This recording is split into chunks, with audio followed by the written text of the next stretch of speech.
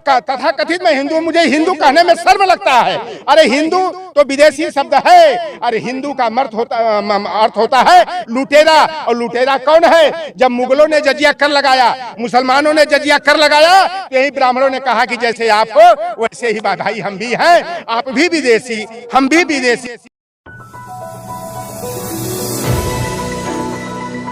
लेकिन मैं जानना चाहता हूं ये भारत सरकार से, और विशेष करके जो अपने को पिछड़े जाति का बताते हुए नहीं अघाते हैं नरेंद्र मोदी जी, जो देश के प्रधानमंत्री हैं, कि यह भारत की सरकार जो है कि पिछड़ों की जनगणना कराने से जो है अपना मुंह क्यों मोड़ रही है। अब मैं बता दूं कि 5 जून 2018 को रजिस्ट्रार जनरल ऑफ इंडिया और सेंसस कमिश्नर की मीटिंग जो हुई थी, तत्कालीन गृह मंत्री राजनाथ सिंह जी ने घोषणा किया था, वादा किया था कि सेंसस 2021 में ओबीसी की स्पेशली जातिवार जनगणना कराएंगे, 2024 तक घोषित करेंगे।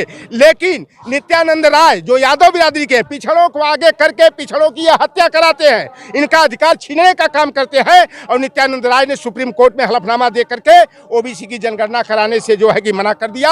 आज ओबीसी फ्रंट और पैगाम के माध्यम से जो कार्यक्रम हुआ, तो हम लोगों की भी मांग है कि SC ST को जैसे कार्यपालिका विधायिका में समानुपातिक आरक्षण कोटा है, ओबीसी को भी समानुपातिक जनसंख्या के अनुपात में कोटा मिलना चाहिए। ओबीसी की सेंसस 2021 के परिप्रेक्ष्य में जातिवार जनगणना होनी चाहिए, कॉलेजियम खत्म होना चाहिए, और जिस तरह से लोक सेवा आयोग और राज्य लोक सेवा आयोग के माध्यम से जो है लोक सेवकों की नियुक्ति होती है त्रिस्तरीय प्रतियोगी परीक्षा, pre test, main test, interview के माध्यम से, उसी तरह से जो है भारतीय न्यायिक सेवा आयोग का गठन करके जो है उच्च न्यायपालिका के न्यायाधीशों का चयन होना चाहिए। जब जूनियर और सीनियर जुडिशरी में आरक्षण कोटा है, तो हायर जुडिशरी में आरक्षण कोटा क्यों नहीं? ओबीसी SC ST का प्रतिनिधित्व क्यों नहीं?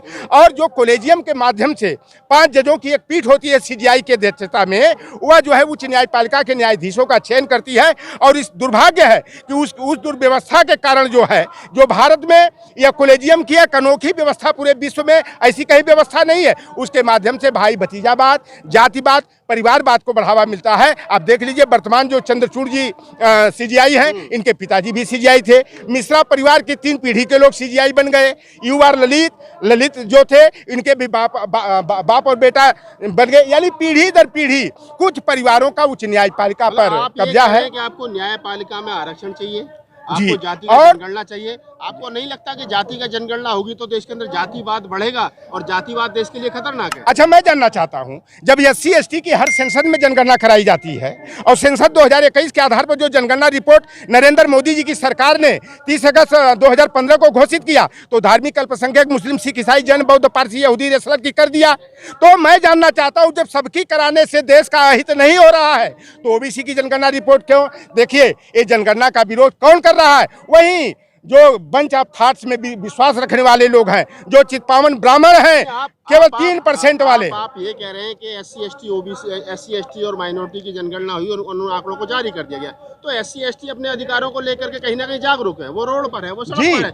ओबीसी तो अभी तक मंदिर की लड़ाई में लगा हुआ है। ओबीसी को जरूरत ही नहीं है। आज भी यहाँ देख लो, जाट नहीं है, गुर्जर नहीं है, यादव नहीं है, जो ओबीसी की मोस्ट, अरे यादव आपके सामने है, छोड़ दीजिए कितने यादव हैं, ज्यादातर तो मंदिरों की लाइन में कहाँ संविधान पढ़ रहे हैं, वो तो गीत। अब जाति नहीं, आपने बता दिया कि अब यादव नहीं जाकर के सुप्रीम कोर्ट में जाति का जनगणना को रुकवा दिया। देखिए, ऐसे हैं जो बधुआ मजदूर हैं, जो अपने जमीन को बेच दिए हैं, वो हर समाज में होते हैं। आज देखिए, आज बहुजनों की आवाज का ही देन रही कि मोहन भागवत को कहना पड़ा कि वर्ण व्यवस्था, जातिवाद, ऊंच नीच जो है कि ब्राह्मणों ने पैदा किया है, और जो धर्मशास्त्र जो कि श्रुतियों के आधार पर चला आ रहा था, बाद में लिखने वालों ब्राह्मण समाज के लोगों ने उसमें गलत बातें लिख दिया। उसकी समीक्षा होनी चाहिए। ये बहुजन की मजबूती और जो जाति, जो जमात में बदली है, उसी की देन है। और देखिए, भारतीय जनता पार्टी अब आप धर्मशास्त्रों की समीक्षा चाहते हैं या जाति का जनगणना? हमें देखिए, संविधान की रक्षा चाहिए, लोकतंत्र की मजबूती चाहिए, और ओबीसी SC ST को कार्यपालिका, विधायिका, न्यायपालिका में और डाइवर्सिटी रिजर्वेशन पॉलिसी के तहत हमें निजी क्षेत्रों में भी हमें जनसंख्या के अनुपात में प्रतिनिधित्व चाहिए। चाहिए, ये भारतीय जनता पार्टी की सरकार कहती है। कांग्रेस ने 70 वर्षों तक 60 वर्षों तक लूटा। अरे कांग्रेस की देन है कि जब सुई नहीं बनती थी आज़ादी के समय तो पंडित जवाहरलाल नेहरू, इंदिरा गांधी की देन थी कि गेल सेल भेल रेल ONGC NTPC और बहुउद्देशीय नदी घाटी परियोजनाओं के माध्यम से पावर प्लांट लगा करके, नहरों का जाल बिछा करके देश को आत्मनिर्भरता की ओर ले गए। लेकिन यह भारतीय जनता पार्टी की सरकार जो राष्ट्रवाद की बात करती है, फर्जी हिंदुत्व की बात करती है। अरे वोट लेने के लिए लोहार कुमार, मलाह, केवट, कुर्मी, काछी, पासी, वाल्मीकि, चमार और वाल्मीकि जो है हिंदू बना लिया जाता है। और जब अधिकार की बात आती है, सम्मान की बात आती है, संविधान प्रदत्त सुविधाओं की बात आती है तो हमें दरकिनार कर दिया जाता है। तो आप हिंदू नहीं है क्या? अरे तथा कथित मैं हिंदू, मुझे हिंदू कहने में शर्म लगता है। अरे हिंदू तो विदेशी शब्द है। अरे हिंदू का अर्थ होता है लुटेरा। और लुटेरा कौन है? जब मुगलों ने जजिया कर लगाया, मुसलमानों ने जजिया कर लगाया तो यही ब्राह्मणों ने कहा कि जैसे आप हो वैसे ही भाई हम भी हैं, आप भी विदेशी, हम भी विदेशी हैं। ये देख लीजिए, जजिया कर धार्मिक कर होता था। तो यही हिंदू हैं जो यूरेशिया से चल करके आए और सिंधु नदी के किनारे आ गए और स का जो है भ्रंश हो जाता है, स का उच्चारण नहीं कर पाते हैं तो सिंधु से हिंदू हो गया। हम लोगों को हिंदू कहने में शर्म है। हम लोग जो है, आप कौन है फिर? भाई हम भारतीय हैं, हम भारत के मूल निवासी हैं। हमें मूल निवासी ही कहने में जो है हमें सम्मान मिलता है। हिंदू के नाम पर पाखंड मिलता है और ऊंच नीच की भावना मिलती है, सोशल स्ट्रेटिफिकेशन का विभेद मिलता है। तो ऐसे जिस हिंदू धर्म में ऊंच नीच का भेदभाव हो, सोशल स्तरीकरण की व्यवस्था है, उस व्यवस्था में हम लोगों का विश्वास नहीं है। हिंदू कहने के लिए वोट के लिए है। और जब 15 सदस्यीय, जब आप इतनी सारी जातियों को गिनवा रहे हो, जब आप ये कह रहे हो कि SC ST OBC माइनॉरिटी मूल निवासी है, तो आप लोग अपनी सरकार क्यों नहीं बना लेते? आप देने वाले क्यों नहीं बन जाते? आप मांगने वाले क्यों बने हो? देखिए, देर आए दुरुस्त आए एक बात कही जाती है, जब जागो तबे सवेरा। अब बहुजन समाज के लोग, जो पूरे देश में एक क्रांति का आगाज हुआ है, आज बहुजन समाज के लोग जाति के दंभ को छोड़ करके आज जमात की ओर आगे बढ़ रहे हैं। और भारतीय जनता पार्टी षड्यंत्र करके, अभी देख लीजिए कि स्टालिन के जन्मदिन पर 27 फरवरी को जब अखिलेश यादव चले जाते हैं, तेजस्वी यादव चले जाते हैं, फारूक अब्दुल्ला चले जाते हैं, तो भारतीय जनता पार्टी के खेमे में आग लग जाती है। और एक मीडिया, बिकाऊ मीडिया, अब तो बड़ी मीडिया घराने सभी अडानी के जेब में हो गए हैं। और वह मनीष कश्यप एक पाखंडी है, ढोंगी है, भाजपा का एजेंट है।